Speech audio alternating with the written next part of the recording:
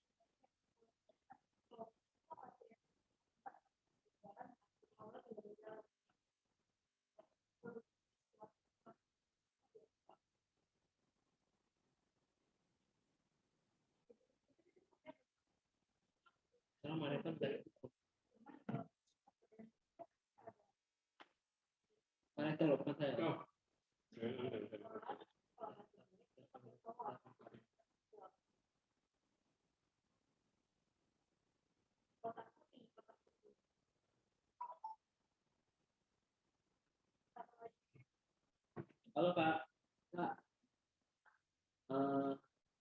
ini kan kurang tahu ya kalau yang storage itu di sini itu Kak, kan kita kemarin ada kasus yang sampai dia mentok disknya gara-gara upload file. Nah, yang sebelah. Selamat sore, Bapak Ibu yang sudah hadir. Apakah bisa mendengar suara saya? Nah, itu kan Bisa, Pak. Oke, thank you Pak Andi. Thank you, Pak. Baiklah, Bapak Ibu dosen Universitas Internasional yang saya hormati, acara akan kita mulai pukul 3:30 PM atau pukul 15:30 waktu Indonesia Barat. Nah, di mana acara sore hari ini yang pertama kali akan dijelaskan bagaimana sistem SIM LPPM dan selama 30 menit, kemudian mulai pukul 4 kita akan berdiskusi dengan Pak Fatih dari Universitas Muhammadiyah Malang. Dan kami informasikan bagi Bapak Ibu yang sudah join, silahkan kami mohon untuk berkenan mengajak teman-temannya yang ada, Bapak Ibu yang ada di prodinya untuk segera join. Karena acara sore hari ini sangat penting sekali bagi kemajuan Bapak Ibu dosen sendiri, kemudian bagi kemajuan program studi, dan bagi kemajuan universitas.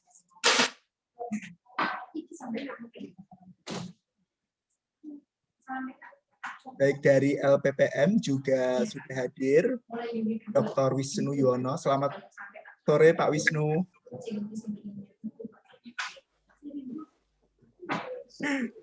Selamat sore Pak An. Ya, selamat sore Pak. Ya, selamat sore semua.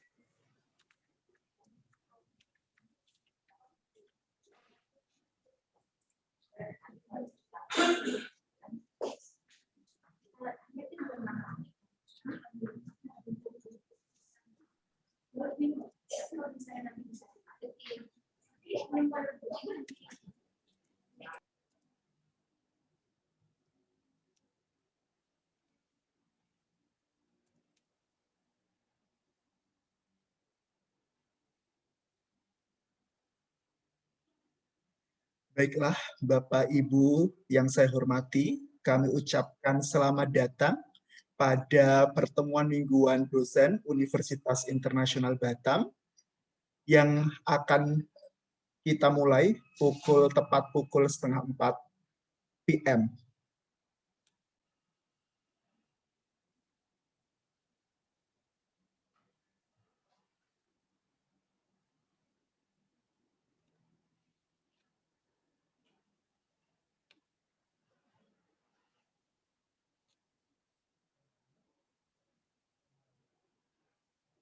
Harus detail, Kak. Detail tuh nanti setelah laporan kemajuan. Baiklah, Bapak Ibu, dosen Universitas Internasional Batam, karena waktu sudah menunjukkan pukul 3:30 PM, acara pada sore hari ini akan segera kita mulai. Yang saya hormati, Bapak Ibu dosen, baik itu DTA dan DTY Universitas Internasional Batam, yang saya hormati narasumber kita dari LPPM, dan yang saya hormati pula nanti akan join bersama dengan kita Pak Solahuddin Fatih dari Universitas Muhammadiyah Malang. Saya buka dengan ucapan salam. Assalamualaikum warahmatullahi wabarakatuh. Selamat sore, salam, namo buddhaya, salam sejahtera untuk kita semua. Bapak Ibu yang saya hormati, terima kasih sudah join pada acara sore hari ini. Dan demi menghormati Bapak Ibu yang sudah join pada acara sore hari ini, maka tepat pukul 15 waktu 30 WIB, acara pada sore hari ini kita mulai. Dan langsung saja kita dengarkan bersama. Acara yang pertama adalah acara sosialisasi SIM LPPM yang akan dipandu langsung oleh LPPM Universitas Internasional Batam. Kepada LPPM Universitas Internasional Batam, kami persilahkan kepada Bapak Dr. Wisnu Yono. Baik, terima kasih. Selamat sore Pak Aan dan juga Bapak Ibu dosen. Jadi di pertemuan mingguan dosen pada sore hari ini, terima kasih LPPM sudah diberikan kesempatan untuk menjelaskan SIM LPPM yang sudah didevelop oleh IT Center seperti itu. Jadi dalam sosialisasi SIM LPPM pada sore hari ini, kami dibantu oleh Bapak Andi Yulianto yang akan memberikan informasi tentang SIM LPPM. Mungkin tanpa membuang banyak waktu, saya persilakan kepada Bapak Andi untuk menjelaskan seperti apa SIM LPPM yang saat ini bisa Bapak Ibu dosen manfaatkan untuk submit penelitian maupun pengabdian. Terima kasih Pak Andi, dipersilahkan. Baik, Bapak Ibu, terima kasih Pak Wisnu, terima kasih Pak Aan. Suara saya terdengar ya? Terdengar, Pak. Baik, baik Bapak Ibu semuanya. Pak Andi, mohon maaf kok terlalu kecil ya saya mendengarnya ya. Terlalu kecil ya Pak? Iya. Ya. Oh, kalau gini Pak, suaranya kan Pak yang kecil ya Pak? Sudah ya Pak, baik. Baik Bapak Ibu, izinkan saya share screen dulu untuk menjelaskan ada beberapa fitur baru yang ada di SIM LPPM, yaitu aplikasi untuk mengajukan kegiatan pengabdian gitu atau PKM. Jadi kegiatan PKM nantinya akan Bapak Ibu ajukan mungkin mulai Senin depan ya Pak ya, sudah bisa mulai untuk diajukan melalui SIM LPPM gitu ya. Mungkin saya share screen dulu ke ya. Sudah nampak ya Bapak Ibu? Sudah, Pak. Ya, Sudah, Pak. baik. Seperti biasa, ini adalah halaman SIM LPPM. Alamatnya masih tetap di simlppm.wib.cid. Dan untuk Bapak Ibu dosen yang ingin mengajukan PKM, gitu ya, mengajukan PKM dalam hal ini adalah maksudnya adalah mengajukan surat tugas mungkin ya salah satunya. Ya, karena di PKM belum ada hibahnya ya Pak Wisnu ya, betul ya. Nanti mungkin ke depannya ada hibahnya begitu. Ya. Jadi Bapak Ibu bisa masuk melalui alamat yang di sini menggunakan NIK Bapak Ibu masing-masing. Ya. Jadi ini saya contohkan untuk NIK saya. Ya, saya nah, ini halaman awalnya seperti ini. Nah, untuk mengajukan PKM, Bapak Ibu bisa langsung menuju ke menu Community Service Activity di sini. Ya, di sini ada dua menu, sub menu ya. Based on invitation, ada based on proposal. Jadi ada dua, Bapak Ibu, dua tipe atau dua kategori pengabdian. Yang pertama adalah pengabdian berdasarkan undangan. Ini contoh kegiatannya, misalnya Bapak Ibu diundang untuk menjadi mungkin pembicara gitu ya, pembicara dia kegiatan misalnya penyuluhan hukum atau apa seminar-seminar seperti itu ya. Jadi melalui sini Bapak Ibu. Nah, sedangkan yang di proposal nanti itu kegiatannya apa namanya yang berkaitan dengan kegiatan yang mungkin terkait dengan mitra begitu ya. Ada MOU, kemudian ada apa namanya misalnya dengan suatu apa namanya desa wisata begitu atau dengan kecamatan misalnya di Galang seperti yang pernah kita lakukan dulu itu. Nah, mungkin bisa di sini atau mungkin Bapak Ibu punya mitra sendiri yang ingin apa namanya ingin diajukan kegiatannya bisa melalui. Nah, untuk lebih jelasnya nanti APPM yang akan menjelaskan. Baik, mungkin saya contohkan dulu yang ke based on invitation atau undangan. Nah, ketika diklik nanti akan muncul list ya atau daftar-daftar kegiatan yang pernah Bapak Ibu lakukan. Nah, kebetulan IT sudah memasukkan data atau sudah menginjek data kegiatan Bapak Ibu gitu ya yang sudah terdownload di LPPM yang dulu-dulu begitu. Jadi mungkin minta tolong nanti dicek seandainya ada yang apa kurang tepat begitu bisa diinformasikan ke LPPM. Gitu ya. Nah, untuk mengajukan proposal baru mungkin di sini ya untuk mengajukan kegiatan baru. Nah, formnya seperti ini Bapak Ibu. Nah, di atas ini ada warning ya. Ini ada warning. Ya, di sini disebutkan bahwa saya dalam hal ini yang mengajukan masih memiliki laporan yang terpending. Ya, artinya ada laporan yang sudah melebihi batas waktu tapi belum disubmit ke LPPM. Nah, ini memang sengaja dibuat seperti ini agar Bapak Ibu bisa lebih tertib administrasi begitu ya. Gitu. Nah, akibatnya apa seandainya ini nanti apa namanya diteruskan apa namanya proposalnya nanti pada saat validasi di Kaprodi, Dekan maupun di APPM warning ini akan muncul sampai ke tingkat WR ya Bapak Ibu. Wakil Rektor akan tetap muncul. Nah, tentunya hari ini akan mempengaruhi keputusan beliau-beliaunya untuk meneruskan proposal Bapak Ibu apakah mau ditolak atau diteruskan gitu. Ya, saya contohkan ini kegiatannya misalnya seminar nasional misalnya. Ada undangan seminar nasional penyelenggaranya APPM UIB, saya singkat-singkat aja ya Bapak Ibu, waktunya cukup singkat. Oke. Dan kemudian di row Bapak Ibu bisa pilih sebagai apa di sini. Nah, seandainya nanti ada yang kurang, Bapak Ibu bisa informasikan ke LPPM agar nanti mungkin ditambahkan. Ini ditambahkan berdasarkan kegiatan yang sudah pernah ada di LPPM. Ya, mungkin ada kegiatan baru atau role yang baru, peran yang baru, Bapak Ibu bisa info ke LPPM. Misalnya ini sebagai pembicara begitu ya, atau mungkin share session yang kemarin kita lakukan ya bisa di sini.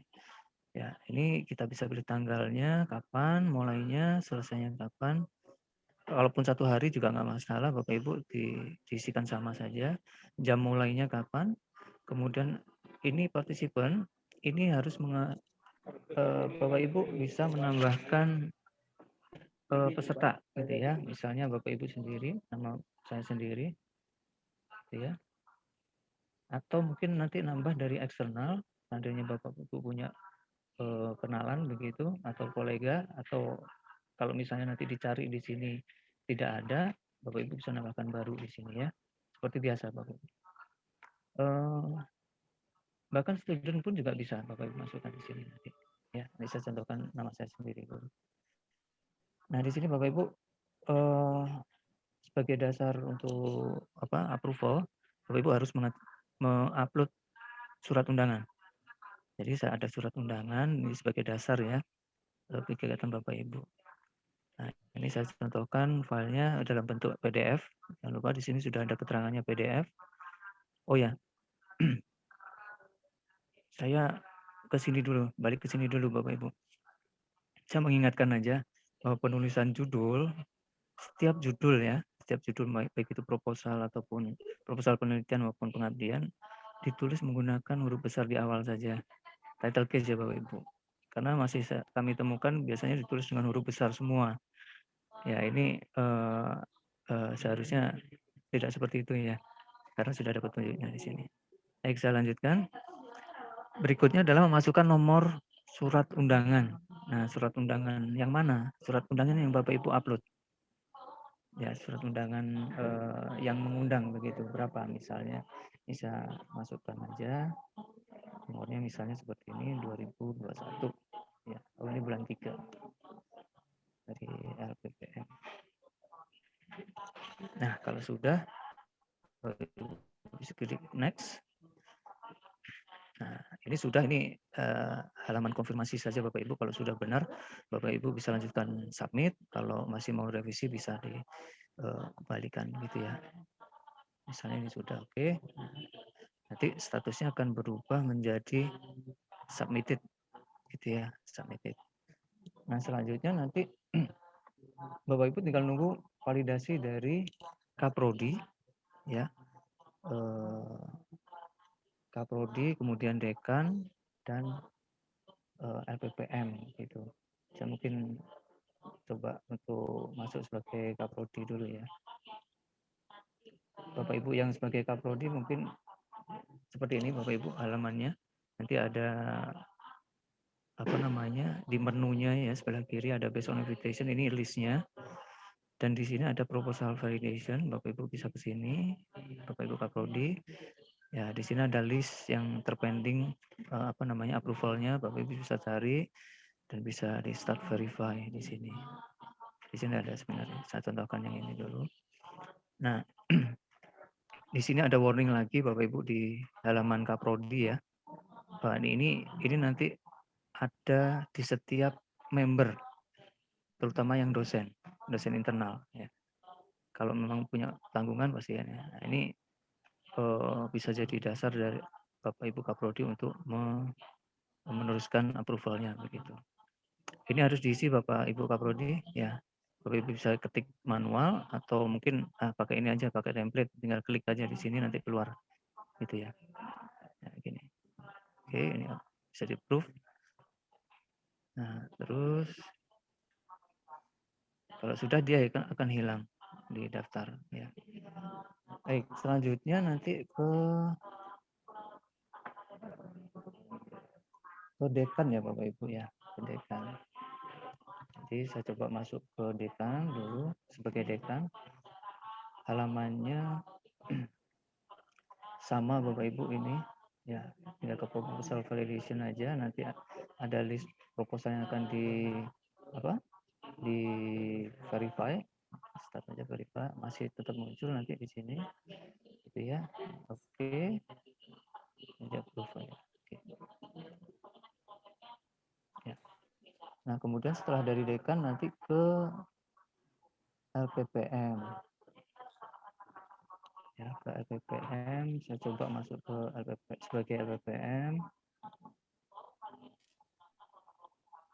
Nah, halamannya di sini ada 4 ya. Proposal validation nanti di LPPM pun masih muncul Bapak Ibu ya. Jadi selama approval muncul terus ini. Jadi sebagai warning apa dari LPPM juga. Nah, ini undangannya bisa dilihat di sini.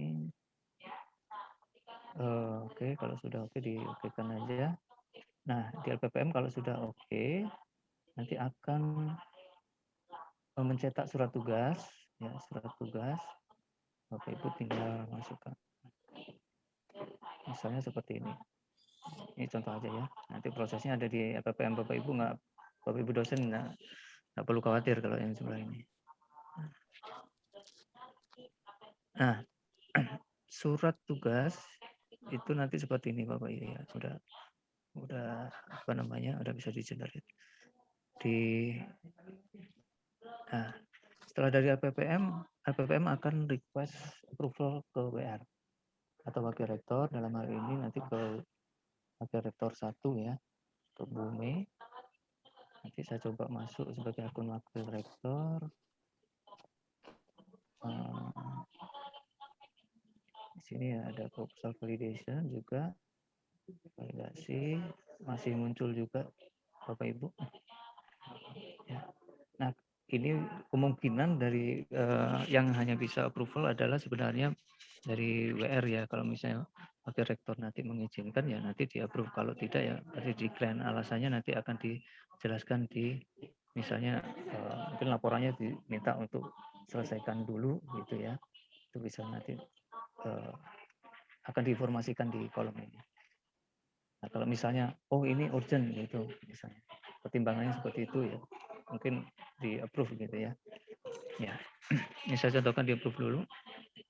Nah, setelah di approve oleh WR atau wakil rektor, Bapak Ibu bisa nanti cek di halaman sebelum ke WR, sebelum ke halaman ini nanti surat tugas akan dicetak oleh umum atau BAUK gitu ya. Nah, nanti kalau sudah dicetak, sebentar saya contohkan. Ini saya masuk sebagai umum ya, masuknya ke sini. Nah, nanti tinggal cetak. Nanti dicetak oleh umum, kemudian nanti di-upload begitu ya oleh. Nah, kalau sudah selesai dicetak, Bapak Ibu tinggal cek nanti surat tugasnya di halaman masing-masing ya, di halaman aplikasinya masing-masing. Nah, di sini tadi invitation ya. Nah, seminar nasional. Nah, di sini tombolnya akan muncul submit report dan detail Bapak Ibu. Nah, di detail nanti Bapak Ibu bisa download surat tugasnya di sini ya, surat tugasnya untuk mungkin Bapak Ibu bawa ke tempat ke tempat acaranya begitu ya. Nah, setelah acara selesai Bapak Ibu wajib untuk mengupload laporan.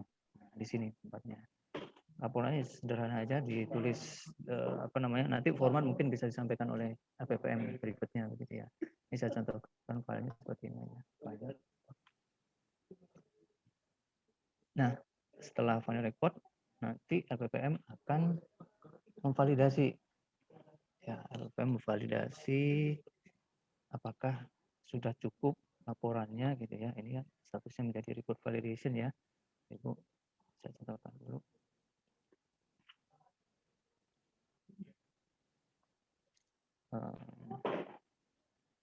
Ini di LPPM seperti ini. Nah, ini report validation. Nanti dia di LPPM bisa ngecek seperti apa laporannya. Nah, kalau sudah oke ya oke. Nah, kalau sudah oke berarti selesailah rangkaian kegiatan pengabdian Bapak Ibu. Gitu ya. Di halaman Bapak Ibu masing-masing bisa dicek. Nanti statusnya akan berubah menjadi done seperti ini.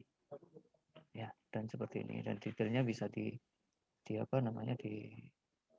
kembali begitu kalau seandainya nanti butuh. Nah, untuk yang kedua yang based on proposal, rangkaiannya sama Bapak Ibu alurnya. Jadi mulai dari validasi submission sampai validasi dan pelaporan itu sama.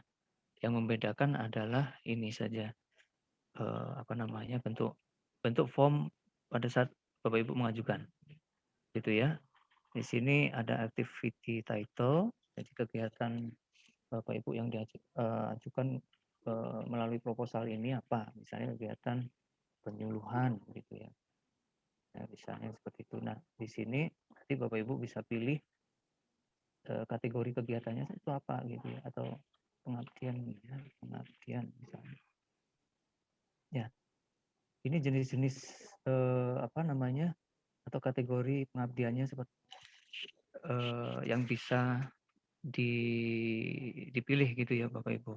Seandainya nanti ada yang kurang, misalnya Pak, ini ada yang kurang, nanti bisa ditambahkan gitu ya. Bapak Ibu info aja ke LPPM gitu. Seandainya ada yang belum masuk ke sini gitu. Ya, ini saya ambil dari panduan ya, dari panduan. Nah, di sini ada output targeted Bapak Ibu, ini hanya petunjuk saja apa saja yang kira-kira nanti bisa dijadikan sebagai output kegiatan gitu ya. Mungkin yang wajib adalah laporan PKM. Nah, untuk kebijakan ini LPPM nanti yang akan menjelaskan. Add member, Bapak Ibu misalnya tidak bekerja sendiri atau tidak melakukan pengabdian sendiri, bisa masukkan teman-temannya ke sini juga. Ya, misalnya ada dua, misalnya saya dengan Pak Sabariman misalnya.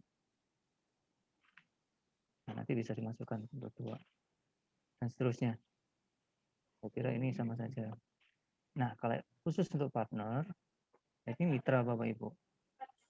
Mitra, seandainya nanti di sini belum ada begitu ya, Bapak Ibu bisa tambahkan sendiri di sini, ya, ditambahkan di sini. Tentunya nanti akan dicek oleh LPPM lagi gitu ya. Ini yang sudah ada, saya bisa contohkan sekolah dasar negeri misalnya. Dan ini fund type, jenis apa namanya pendanaan bisa dipilih, apakah mandiri, eksternal, eksternalnya bisa pemerintah ataupun swasta atau IBADITI dan seterusnya, gitu ya. Ini misalnya dengan batang mandiri, gitu ke mandiri ya mandiri tulis gitu ya. Misalnya 100. Ini kalaupun mandiri misalnya ada jumlah uangnya dituliskan aja Bu, Bapak Ibu ya. Dan selanjutnya adalah supporting file.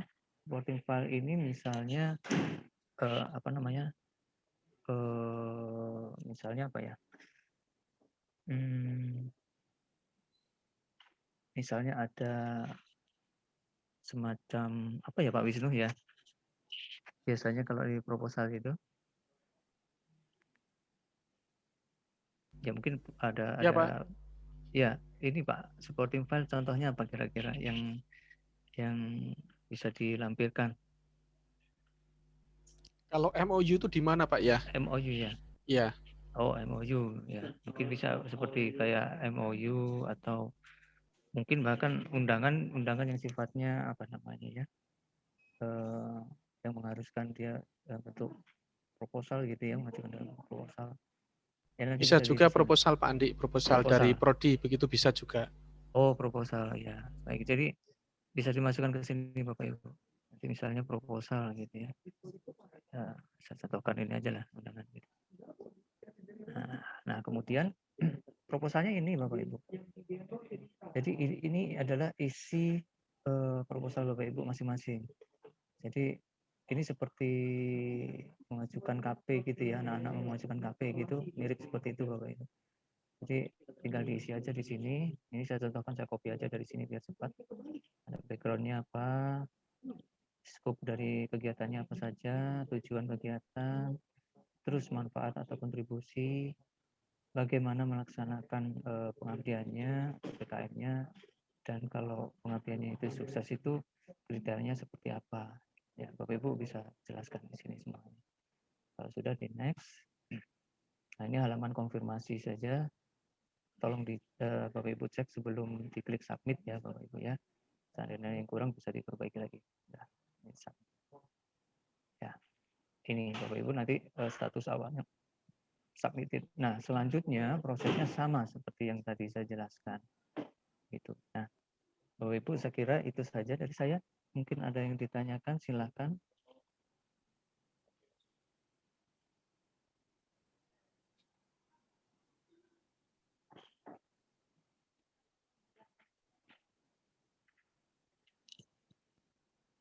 Ya, jadi proses setelah ini sama seperti yang apa namanya yang berdasarkan undangan tadi.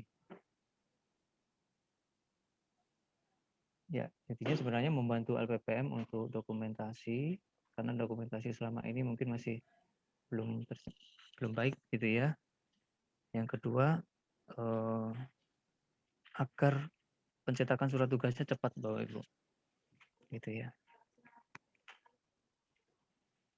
Silakan Pak Wisnu, saya kembalikan ke Pak Wisnu, mungkin ada pernyataan. Baik Pak Andi Yulianto atas informasinya tentang SIM LPPM khusus untuk pengabdian kepada masyarakat. Jadi mungkin perlu kami sampaikan kepada Bapak Ibu, mulai April nanti ya, seluruh pengajuan surat-surat tugas tidak manual lagi.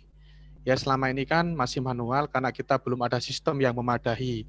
Nah, ini dari IT Center ya, Pak Andi dan kawan-kawan sudah menyiapkan sistem untuk mempermudah Bapak Ibu ketika melaksanakan pengabdian masyarakatnya nanti. Jadi Bapak Ibu tinggal upload seluruh surat-surat ya, undangan atau mungkin proposal, sehingga nanti akan kelihatan posisi pengajuan surat tugas Bapak Ibu sampai di mana prosesnya seperti itu. Harapannya dengan sistem ini seluruh surat tugas, kemudian surat perjalanan dinas dan dokumen yang berkaitan dengan pengabdian Bapak Ibu bisa lebih cepat begitu daripada manual yang seperti kita lakukan. Hanya kami dari LPPM berpesan apabila Bapak Ibu memiliki tanggungan ya, tanggungan laporan yang belum selesai, mungkin bisa Bapak Ibu secepatnya selesaikan begitu. Sebetulnya untuk laporan itu tidak perlu tebal-tebal. Yang penting itu kelihatan latar belakang kegiatannya, outputnya apa seperti itu. Mungkin 3 lembar, 4 lembar sudah oke bagi kami seperti itu ya. Nah, adapun laporan nanti untuk apa? Jadi kami dari LPPM itu setiap tahun sekali itu harus mengunggah ya laporan pengabdian masyarakat ke akunnya Bapak Ibu ya, sehingga secara otomatis nanti di akun Singlitamas Bapak Ibu ada histori Bapak Ibu pernah melakukan pengabdian apa. Jadi tujuannya salah satu nanti akan mempermudah Bapak Ibu ketika meningkatkan Javung ya, meningkatkan Javung, kemudian bagi prodi juga untuk akreditasi dan juga bagi perguruan tinggi untuk pemeringkatan. Karena semakin tertib laporan ya, itu akan pemeringkatan kita akan menjadi lebih baik seperti itu ya. Jadi mungkin terima kasih kami dari LPPM sudah diberi kesempatan untuk sharing seperti itu, dan terima kasih kepada Pak Andi dan tim IT yang sudah berkenan secara langsung untuk menyampaikan isi daripada SIM LPPM sendiri. Baik, saya kira waktunya udah mepet sekali Pak Aan ya. Jadi mungkin waktu saya kembalikan kepada Pak Aan karena acara kita sudah akan mulai untuk yang sesi kedua ya. Ini juga sangat penting saya kira. Baik, terima kasih. Assalamualaikum warahmatullahi wabarakatuh. Waalaikumsalam warahmatullahi wabarakatuh. Waalaikumsalam Kami warahmatullahi wabarakatuh. ucapkan terima kasih kepada Bapak Dr. Wisnu Yuwono dan Bapak Andik Yulianto yang telah memaparkan sosialisasi SIM LPPM yang terbaru dan berlaku Senin minggu depan. Baiklah Bapak Ibu, sebentar lagi kita akan mendengarkan secara seksama bagaimana strategi dan tip ya untuk tembus Sinta terkait di dalam publikasi penelitian untuk meningkatkan jabatan fungsional Bapak Ibu dosen, kemudian tadi juga sudah disebutkan oleh Pak Wisnu untuk meningkatkan akreditasi program studi dan tentunya untuk meningkatkan akreditasi perguruan tinggi atau akreditasi institusi. Baiklah, sebelum kita menunggu narasumber bisa menyalakan kameranya sebentar, kita mungkin akan olahraga Bapak Ibu dengan menggabungkan kedua tangan seperti ini, bisa supaya tidak stres, kita bisa rileks. Silahkan open kameranya dan kita sambil menunggu Bapak Ibu menunggu Pak Fatih untuk bergabung pada acara sore hari ini. Ya, terima kasih Pak Wisnu. Silahkan dibuka kameranya. Terima kasih Pak Andik. Ya, oke. Baiklah. Dan kami informasikan Bapak Ibu semua, silahkan untuk mengajak Bapak Ibu dosen yang ada di prodinya untuk berkenan bergabung pada acara sore hari ini. Karena acara sore hari ini itu penting untuk kita semua terkait dengan bagaimana kita penelitian, implementasi Tridharma perguruan tinggi, kemudian nanti bisa menaikkan jabatan fungsional, kemudian menaikkan akreditasi program studi dan akreditasi institusi. Maka dari itu untuk Bapak Ibu yang lain untuk berkenan bergabung. Dan narasumber kita sore hari ini itu dari dosen Fakultas Hukum Universitas Muhammadiyah Malang, Bapak Solahuddin Al-Fatih, SHMH. Dan beliau adalah pengelola jurnal Sinta 2, Bapak Ibu. Jadi tidak main-main ya, kalau sudah Sinta 2 itu sudah sangat keren bagi publikasi penelitian.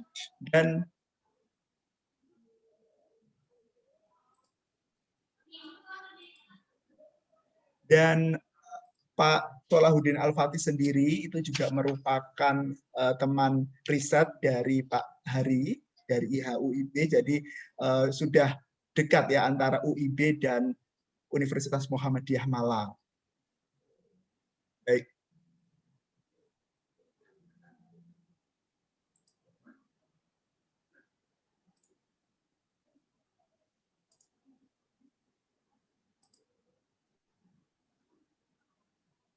Dan Bapak Ibu, jika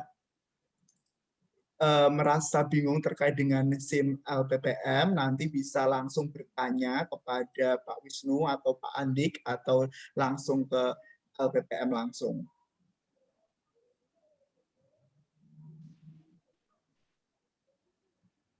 Nah, baiklah, narasumber kita sudah hadir di tengah-tengah kita. Kita sapa sejenak. Assalamualaikum, Pak Fatih. Ya, waalaikumsalam. Dengar ya suara saya? Kedengeran, oke, kedengeran Pak Fatih. Hujan deras. Oh iya, oke, di Malang ini ya sedang hujan ya Pak ya. Iya. Sehat ya Pak Fatih ya. Alhamdulillah sehat. Semoga pandemi segera berakhir, bisa main ke Malang ya.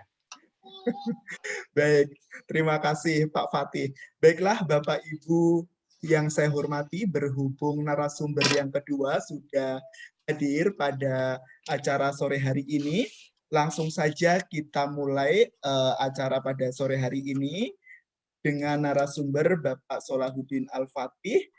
Dan perlu kami sampaikan kurikulum vitae beliau lulus S1 dari Universitas Brawijaya Malang, Hukum tahun 2015, kemudian lulus S2-nya di tahun 2016, lulus di Universitas Airlangga. Jadi ini saya juga melihatnya kagum ya, ini dari 2015 ke 2016 beliau sudah lulus, berarti menempuh S2-nya hanya 1 tahun. Wah, luar biasa. Baik, dan beliau juga editor atau pengelola jurnal Sinta 2 di Ilmu Hukum Universitas Muhammadiyah Malang. Langsung saja kepada Bapak Solahuddin Al-Fatih, SHMH, kami persilahkan. Terima kasih, Pak. Ya, oke. Saya izin apa ya? Izin share screen ya.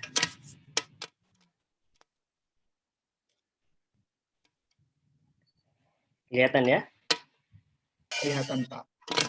Oke, baik. Izin ya, bismillahirrahmanirrahim. Saya izin berdoa, bagi yang non-muslim bisa berdoa menurut agama dan keyakinan masing-masing.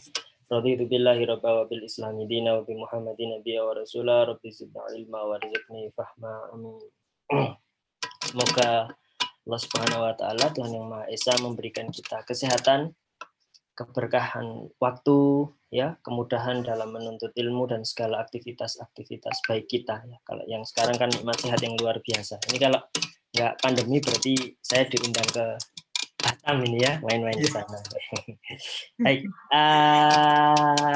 ini apa ya, sharing saja. Saya mohon maaf, mungkin sepertinya saya bukan lebih jago dibandingkan teman-teman dari Universitas Internasional Batam, dari Fakultas Hukum. Hanya saja memang ya saya lebih dulu mengelola jurnal gitu ya. Tadi sudah disebutkan saya alumni Fakultas Brawijaya dan Universitas Airlangga. Sekarang posisi sedang studi S3 di Fakultas Hukum Universitas Brawijaya juga. Sambil kuliah, sambil ngajar, alhamdulillah oleh Allah, oleh Tuhan diberikan amanah untuk mengelola jurnal betul Sinta 2. Perjalanannya juga cukup singkat. Saya baru dapat akses untuk login itu tahun 2019. SK-nya tahun 2018. Nah, baru bisa dapat login itu 2019, dan di 2019 itu saya beranikan untuk mendaftar akreditasi di Sinta melalui Arjuna. Nanti insya Allah teman-teman UIB bisa lah submit akreditasi juga nanti. Nah, di 2019 alhamdulillah dapat Sinta 4, jurnal kami namanya Legality Jurnal Ilmiah Hukum. Dan alhamdulillah qadarullah di 2020 kami beranikan lagi daftar reakreditasi, namanya alhamdulillah dapat Sinta 2. Jadi dari awal, dari tidak bersinta langsung Sinta 4, dari Sinta 4 langsung loncat ke Sinta 2, alhamdulillah. Target tahun ini sebenarnya rekognisi internasional, karena saat meskipun terakreditasi Sinta 2, kami belum dapat DOAJ, belum dapat misalkan terdaftar di database Copernicus atau ASEAN Citation Index atau misalkan Hein Online dan sebagainya. Target kami semoga bisa. Nah, salah satu hal yang bisa mempermudah untuk mendapatkan akreditasi tentu adalah adanya artikel atau submission yang berkualitas. Maka saya senang sekali kalau ada yang ngundang, ya. Dan semoga ini bukan hanya dari UIB yang datang, saya harap ini dari Sabang sampai Merauke, semoga ada yang datang, yang hadir. Nah, harapannya ini sekaligus sharing gimana caranya agar yang masuk itu artikel yang bagus. Karena saya pribadi ya terutama merasakan gimana di awal-awal itu kita sampai mengemis sepertinya ya, bahasa sarkasnya itu sampai mengemis minta artikel. Kalau sekarang alhamdulillah ya rata-rata hampir ada lah tiap hari gitu ya, ada langsung kita reject, ada yang kita pertimbangkan dulu gitu. Termasuk ada beberapa dari UIB juga. Nanti saya akan bukakan izin untuk membukakan dalamannya Legality biar teman-teman tahu kenapa sih artikel itu langsung ditolak atau kenapa diterima, accepted atau rejected ya. Kalau bahasanya UCS itu decline, ditolak. Nah, saya berharap melalui sharing ini nanti akan yang didapat artikel itu yang masuk itu yang bagus-bagus. Nah, ini sharing saja karena kebetulan selain mengelola jurnal, alhamdulillah kalau di poster itu kan saya juga sudah dapat Scopus ID, kemudian sudah dapat Web of Science atau Researcher ID. Jadi kalau di Indonesia yang diakui oleh tim PAK atau POPAK Kemenristek Dikti itu adalah Web of Science dan juga Scopus kalau jurnal internasional ya, internasional bereputasi. Pengindeks yang lain belum. Alhamdulillah dua-duanya sudah dapat ID-nya. Nah, kalau Sinta, insya Allah ya 11-12. Sebenarnya kalau ditanya apakah mendaftar atau submit artikel di Scopus lebih mudah atau lebih susah dibandingkan di Sinta, saya merasakan pernah submit di Scopus itu lebih santuy ya, lebih rileks dibandingkan di Sinta 2 yang standar reviewnya lebih Scopus, bahkan yang Scopus 6 bulan pun reviewnya tidak begitu ketat dibandingkan dengan Sinta. Nah, maka kita akan coba bedah berdasarkan pengalaman mengelola dan juga pengalaman menulis artikel. Gimana caranya agar artikel itu diterima dan tidak langsung ditolak, setidaknya tidak langsung ditolak. Saya membuat tabel ini. Sekali lagi ini disclaimer saya, bukan berdasarkan pada keilmuan atau bukan berdasarkan pada standar misalkan KOP ya, Code of Publication Ethics ya, standar internasional tentang publikasi ilmiah. Tapi ini pada pengalaman. Sepertinya misalkan kalau ada Scopus atau Web of Science Sharing itu juga berdasarkan pengalaman. Bagaimana mereka kemudian menjaga kualitas artikel yang masuk. Nah, kita baiknya tidak fokus ke yang rejected ya, tapi bagaimana kemudian di sebelah kiri itu ada tabel yang menunjukkan artikel kita diterima itu seperti apa. Minimal 5 hal ini yang harus kita penuhi. Artikel tersebut sudah ditemplate, bahasanya sudah baik dan benar, kemudian pengutipannya juga nggak asal-asalan, ya.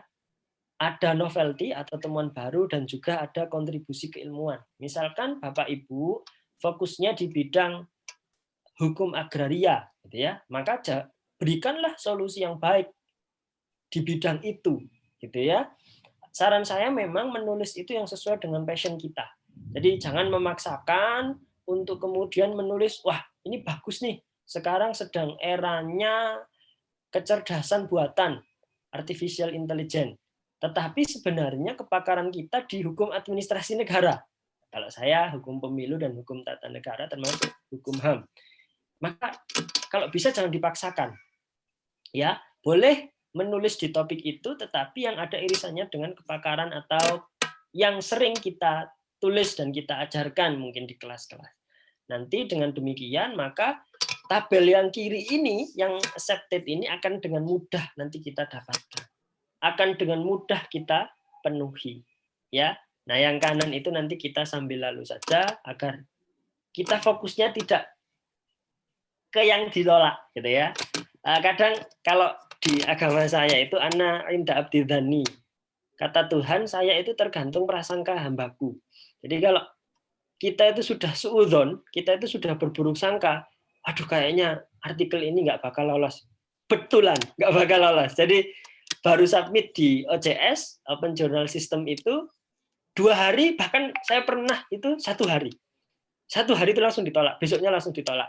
Alasannya itu betul, yang sebelah kanan, yang atas sendiri itu out of scope.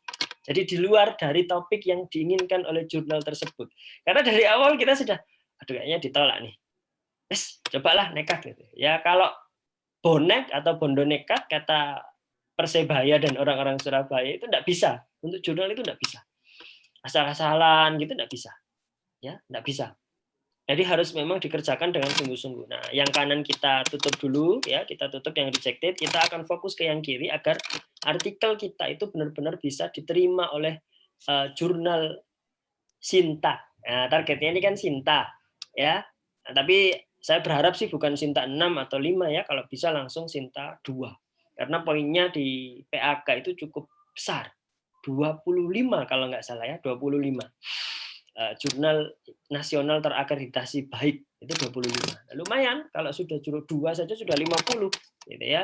Nanti Mas Hari Sutradi Semadi bisa langsung lektor ya, jabatan fungsionalnya gitu, langsung tidak pakai asisten ahli lagi, bisa loncat jabatan atau bahkan justru langsung lektor kepala. Ini penting. Maka kita coba fokus ke yang sebelah kiri. Pertama tentang template. Bapak Ibu yang saya hormati, di setiap jurnal itu memiliki gaya selingkung. Hati-hati salah ya. Apa Pak? Gaya selingkuh nanti bahaya ya. Ini gaya selingkung. Gaya selingkung itu adalah cara atau style dari jurnal tersebut yang kalau ditanya ini sebenarnya mengikuti panduan apa, tidak ada. Ini tergantung pada pengelola dan editorial board-nya sendiri. Setiap jurnal pasti punya. Walaupun ada yang mungkin mirip, ya mungkin direplikasi atau di copy paste hanya diganti misalkan. Nah, untuk bisa kemudian setidaknya dilihat oleh editor, karena begitu artikel masuk yang bertugas biasanya editor ya, entah itu editor in chief menugaskan ke managing editor kemudian dikirim ke editor atau langsung masuk ke editor dan di-handle oleh editornya. Nah, editor itu begitu melihat artikel masuk berantakan, tidak sesuai dengan template, biasanya sudah malas. Walaupun, mohon maaf, isinya, pembahasannya, novelty ada, kontribusinya ada, ya, kebaruannya ada. Tapi kalau tidak sesuai dengan template, malas biasanya editor. Ini agak curhat juga. Saya sering nerima seperti itu. Saya sudah ngomong, saya sampai bikin tutorial ya. Saya karena sering di Japri, kebetulan kami di legality itu termasuk yang apa ya, ibaratnya user friendly. User friendly itu kita itu nggak kayak jurnal-jurnal yang lain yang tidak mencantumkan kontak atau tidak menyertakan alamat email. Jadi ketika ada author atau penulis yang ingin tanya-tanya, kepo-kepo, itu boleh. Nah, kami balas biasanya. Nah, karena mayoritas yang banyak itu tentang gimana caranya agar diterima, maka waktu itu saya bikinkan tutorial. Saya unggah di YouTube mulai dari cara register, mendaftar di OJS, kemudian sampai bagaimana melakukan templating atau menyesuaikan dengan artikel template itu. Akhirnya itu juga yang melandasi saya membuat buku, ya. Nah, ini buku saya, menulis artikel ilmiah hukum. Nah, ini daripada saya capek-capek menjawab gitu ya, nah, saya suruh kalau memang keberatan untuk beli, saya suruh nonton di YouTube. Nah, kalau memang mau untuk baca ya biasanya mereka beli. Nah, karena apa? Ini hampir tiap hari ada yang tanya. Artikel template saja mereka tidak paham, mohon maaf. Jadi setiap jurnal memiliki gaya masing-masing. Ya. Nah, ini perlu untuk kemudian kita tidak malas dan tidak merasa aduh repot banget sih. Sudahlah, saya bisanya nulis di A4 Times New Roman 12 ya, pakai footnote atau innote, sudah saya kirim. Nah, kebanyakan itu langsung ditolak oleh editor. Dan nanti bisa saya bongkar daleman jurnal saya, biasanya editor juga langsung nolak. Ya, karena kami jelas di OJS, di web itu sudah menyertakan yang ya pokoknya tulisannya artikel template atau template dokumen dan sebagainya. Model-modelnya seperti ini. Ya, dicek dulu. Kalau sudah di template, ya, kalau sudah di template baru kemudian oh, sudah di template nih, sudah bagus. Dicek. Nah, biasanya untuk menghindari salah, artikel template ini juga harus disandingkan dengan paper atau artikel yang sudah terbit di jurnal itu, ya. Biasanya saya download artikel di previous issues, jadi terbitan terakhir, kemudian saya sandingkan dengan template-nya. Oh benar nih, template dengan artikel yang terakhir terbit sama. Terus kemudian saya template naskah saya, baru kemudian saya cek ulang, oh sudah oke. Nah, kalau artikel template atau template-nya sudah sesuai, yang selanjutnya adalah bahasa. Sekali lagi mohon maaf Bapak Ibu, ada beberapa author yang entah karena malas atau karena mungkin menyepelekan, tidak membaca author guidelines. Jadi setiap jurnal itu setahu saya dibekali dengan author guidelines atau panduan kepenulisan. Itu biasanya sudah dijelaskan, oh ini pakai bahasa Indonesia, oh ini pakai bahasa Inggris. Gitu tuh ya masih ada yang tanya, Pak ini jurnalnya pakai bahasa Indonesia atau bahasa Inggris? Nah ini berarti kemungkinan besar tidak membaca author guidelines. Atau ada yang nekat. Artikelnya di jurnal tersebut harusnya pakai bahasa Inggris, disubmit pakai bahasa Indonesia. Walaupun sudah tertemplate, sudah mengikuti gaya selingkung jurnal tersebut, tetapi kalau bahasanya masih belum disesuaikan, biasanya editor juga dengan mudah untuk menolak, rejected atau decline. Jadi langsung ditolak. Nah ini bahasa Indonesia. Gitu. Padahal artikel kami diterima pakai bahasa Inggris. Dan Bapak Ibu perlu kemudian menanyakan sungguh-sungguh juga, karena ada yang memang awalnya submit itu harus pakai bahasa Indonesia. Ada juga yang seperti itu. Walaupun artikel terbitnya pakai bahasa Inggris, tetapi awalnya submit harus pakai bahasa Indonesia. Ada yang seperti itu. Beberapa jurnal, Sinta 2 juga. Saya kemarin di mana ya? Justisia, UNS, Universitas 11 Maret itu. Itu pakai bahasa Indonesia dulu awalnya. Baru setelah proses review, kalau nggak salah 2 atau 3 kali, double blind review, baru kemudian dikembalikan oleh editor, diminta, ini sudah selesai, sudah final, mohon ditranslate ke bahasa Inggris. Ditranslate lah itu. Nah, kemudian dikembalikan, di-proofread sama mereka, dikembalikan lagi ke kita. Boleh nggak kita ganti itu, baru kemudian terbit. Ada yang seperti itu. Tetapi ada yang dari awal, memang mintanya pakai bahasa Inggris. Nah, jangan coba-coba submit pakai bahasa Indonesia, apalagi mohon maaf pakai bahasa-bahasa yang lain, gitu ya. Karena setahu saya jurnal di Indonesia ada juga yang tidak pakai bahasa Indonesia dan bahasa Inggris. Ada yang menerima pakai bahasa Prancis.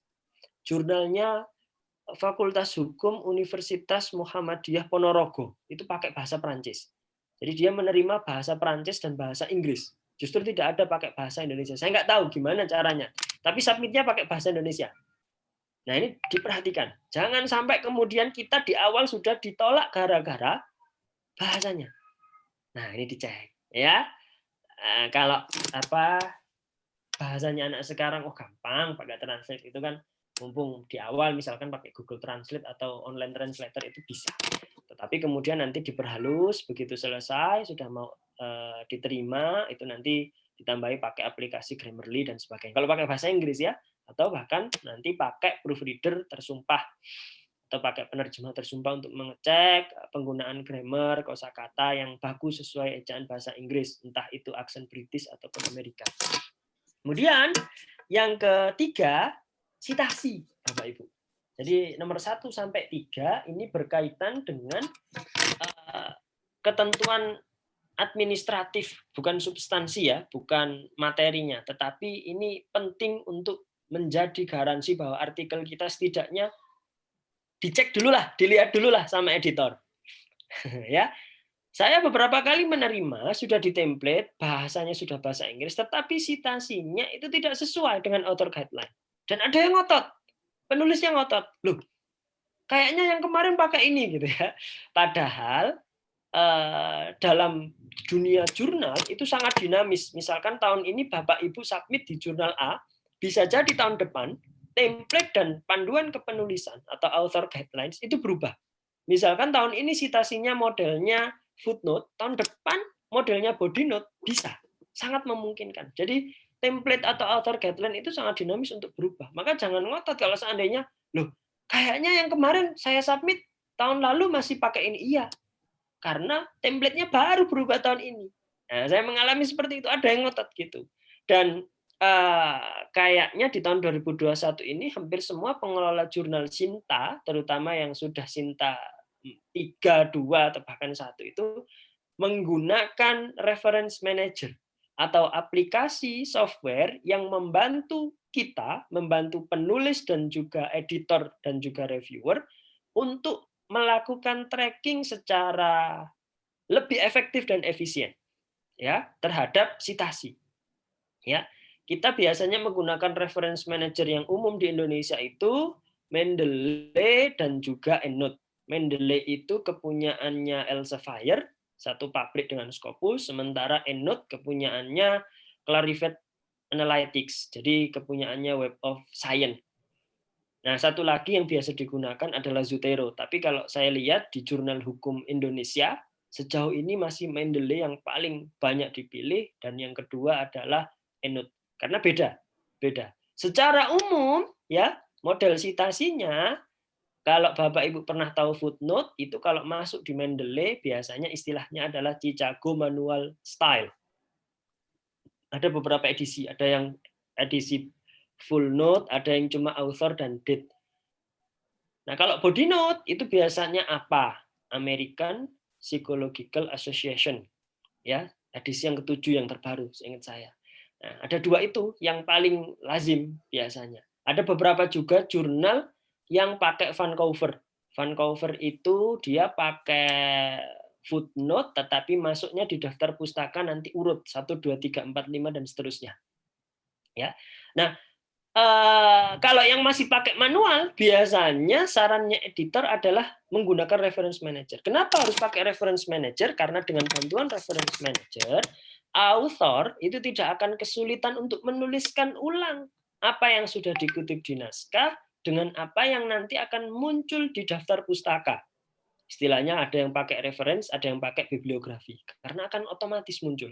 Jadi tidak akan ada ceritanya kemudian apa yang dikutip itu, waduh, saya lupa ya, ini kemarin sudah saya tulis enggak ya di daftar pustaka? Enggak ada. Karena sudah otomatis, by system.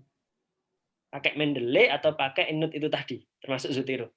Jadi inilah yang kemudian kenapa kok, kenapa sih, apa sih ini kok disuruh pakai Mendeley gitu, ngerepotin aja, karena biasanya mungkin, mohon maaf, terbiasa pakai footnote yang manual itu, insert footnote itu kan keluar manual, diketik satu-satu gitu. Nanti kalau sudah di naskah, di copy paste, ditaruh di daftar pustaka. Kalau kena ibit, log cheat, opcheat, dihapusi gitu kan.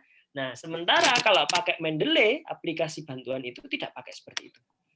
Langsung apa yang kita tulis walaupun ada ibit, log cheat, opcheat, begitu muncul di daftar pustaka itu hilang.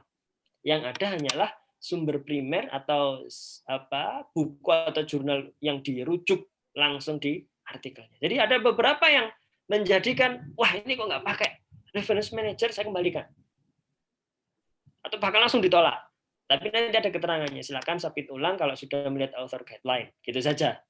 Nah, nanti kadang author bingung, saya kesalahannya apa ya? Gitu. Tolong dibaca sungguh-sungguh Bapak Ibu yang ingin jurnalnya masuk setidaknya, artikelnya masuk atau terbit di jurnal Sinta tentang author guideline atau panduan kepenulisan, termasuk template-nya, di-download. Beda jurnal, beda template. Jangan sampai kemarin kejadian, teman saya, karena namanya mirip jurnalnya, pengennya submit di jurnal Fakultas Hukum Universitas Muhammadiyah Surabaya, jadinya disubmit ke Fakultas Hukum Universitas Pendidikan Ganesha. Ya, ini karena saking bingungnya mungkin ya. Oh, sudah pede gitu ya, kok nggak terbit, kok nggak ada balasan, dikontaklah itu pengelolanya yang di Fakultas Hukum Universitas Muhammadiyah Surabaya. Saya sudah submit ini kok nggak ada balasan apa-apa. Loh yang mana? Gitu. Dibukakan OJS-nya nggak ada. Ternyata setelah dicek, notifikasinya biasanya masuk ke email Bapak Ibu. Jadi begitu kita submit artikel, biasanya ada ucapan terima kasih gitu masuk ke email, dicek ternyata salah alamat. Nah ini juga bahaya.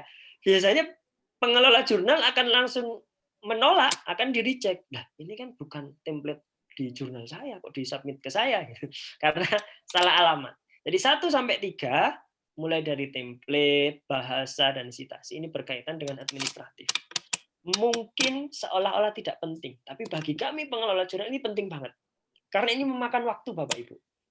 Jadi kalau seandainya kami menerima naskah yang asal-asalan, sudahlah, ini nggak ada template-nya, sudah diambil. Ini memakan waktu. Butuh 1 sampai 2 hari untuk kemudian melakukan cek template, menambahkan sitasi dengan reference manager, butuh waktu. Kalau SDM atau pengelola jurnal itu terbatas, tidak cukup banyak orang, maka ya bisa-bisa waktunya habis untuk ini. Akhirnya telat terbit dan sebagainya. Maka mohon dibantu Bapak Ibu yang ingin artikelnya terbit di jurnal Sinta, accepted, paling tidak di review sampai masuk ke tahap reviewer, itu template-nya harus sesuai.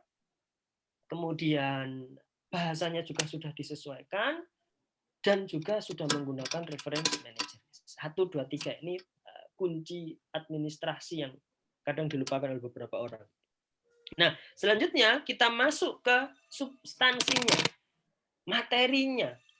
Banyak kemudian jurnal itu yang langsung ditolak bukan karena dia keluar dari skop atau target jurnal tersebut.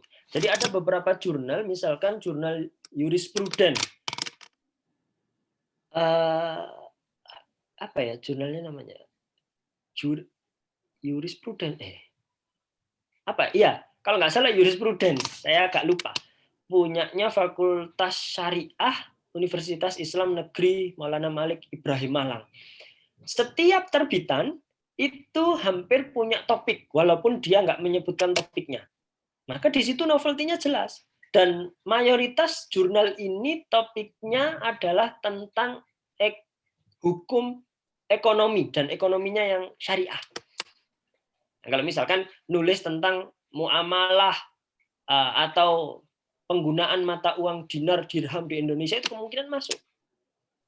Ya, tapi kalau nulis tentang pidana mati bagi koruptor, itu langsung ditolak. Hari ini submit, mungkin 2 atau 3 jam kalau editor sedang buka OJS dan aware dengan notifikasi di email, langsung ditolak. Karena tidak hanya out of scope, ini novelty-nya juga tidak dapat. Karena dia khusus. Ada beberapa jurnal seperti itu, termasuk kemarin ada call for paper punyanya siapa ya? Oh, jurnal Rechtfinding, punyanya kementerian kalau nggak salah. Itu ada topiknya, dinamika hukum di tengah pandemi COVID. Nah, novelty-nya jelas. Jadi bagaimana kemudian melihat hukum itu saat pandemi ini? Apakah hukum malah jadi longgar, ataukah ada kemudahan-kemudahan yang lain? Misalkan sidangnya jadi online, gitu ya. Padahal kemarin Habib Rizik minta offline, gitu kan? Nah, ini novelty-nya jadi jelas. Nah, kebanyakan penulis, terutama Indonesia, itu tidak kemudian memberikan penekanan terhadap novelty, walaupun ada di artikel itu. Jadi asal-asalan gitu ya. Asal-asalan ditulis. Padahal kalau dicermati, mungkin novelty-nya ketemu di halaman 15. Tapi tidak secara jelas menyebutkan novelty. Nah, ini harus disebutkan dalam kata ataupun kalimat. Bahwa penemuan dari artikel ini, kebaruannya adalah ini. Gitu ya, karena trennya masyarakat atau penulis akademisi Indonesia itu hanya memberikan narasi deskriptif. Jadi menuliskan ulang. Ini kalau saya jadi pengelola jurnal juga capek juga. Ini apaan sih? Tidak ada analisisnya.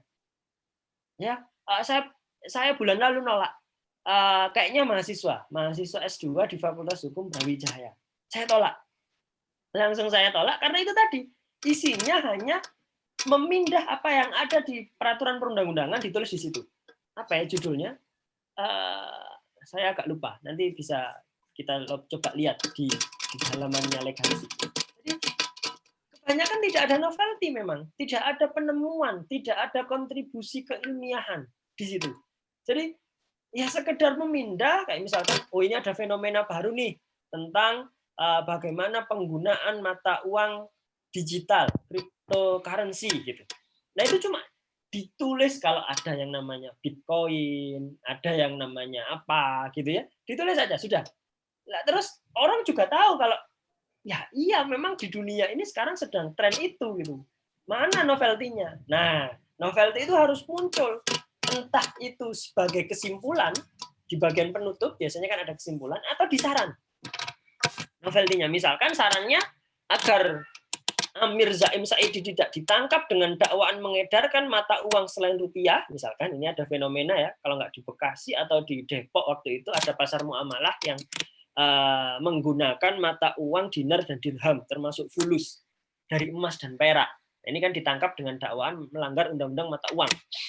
Nah, maka di situ harus ada novelty-nya, diberikan saran bahwa misalkan Bank Indonesia atau Bank Sentral perlu misalkan memberikan atau membuat bahkan mengeluarkan mata uang selain uang kartal berbahan emas perak karena setahu saya BI itu pernah beberapa kali mengeluarkan mata uang dari emas untuk peringatan apa tertentu gitu ya termasuk uang kertas yang 75.000 yang waktu itu pernah kalau nggak salah tahun lalu edisi spesial ya warna-warni waktu itu full color.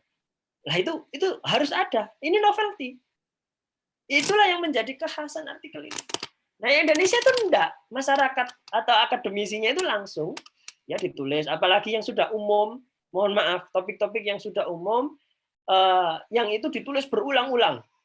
Misalkan ya tadi seperti saya sebutkan, pidana mati bagi koruptor. Nah, itu sudah sejak zaman kapan itu sudah disebutkan. Ya, misalkan lagi kalau di tempat saya itu karena saya hukum tata negara itu misalkan pengadilan khusus pemilu, itu sudah lama itu dibahas. Boleh menulis itu, tapi apa? Kebaruan gagasan apa yang ingin Anda tawarkan? Yang membuat editor, termasuk reviewer itu tertarik. Bahkan kalau reviewernya baik, reviewernya nih yang ngasih masukan. Ini nggak ada novelty-nya. Nggak langsung ditolak, tetapi dikasih masukan sama reviewernya. Karena kadang hak untuk menolak itu tidak hanya di editor. Reviewer itu bisa langsung menolak. Saya nggak suka ini, nggak ada novelty-nya. Dikabari ke editor bisa mempertimbangkan untuk tetap melanjutkan proses review atau langsung menolak gara-gara tidak ada novelty-nya. Jadi ini terkait substansi. Kemudian yang terakhir, nggak usah banyak-banyak, setelah ini kita akan coba lihat, kita akan bedah artikelnya di dalamannya legality ya. Kemudian yang terakhir, ini Albert Einstein sedang memikirkan penemuan ya. Novelty boleh baru, tetapi apakah memiliki kontribusi? Nah ini penting. Dan ini penting dijelaskan di jurnal saya, insya Allah saya minta kepada author, walaupun reviewernya nggak minta, saya selalu minta kepada author, penulis itu untuk memberikan kalimat statement. Bahkan saya minta satu paragraf.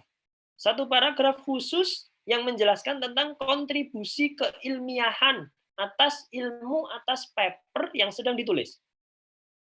Contribution of this paper, of this research, nah itu dijelaskan. Kontribusinya apa?